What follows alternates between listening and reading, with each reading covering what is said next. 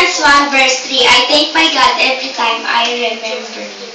Philippians 2 verse 5, your attitude should be the same as that of Christ Jesus. Philippians 2 verse 11, and every tongue confess that Jesus Christ is Lord to the glory of God the Father.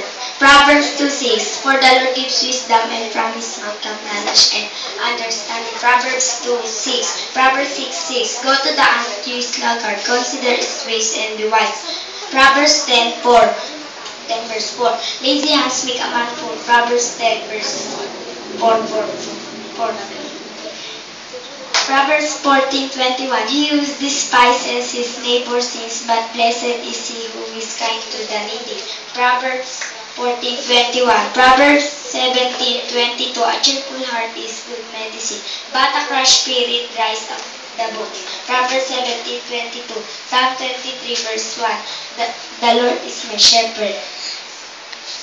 Psalm 119 verse 11, I have hidden your word in my heart, that I am not sin against you. John 11:25, Jesus said,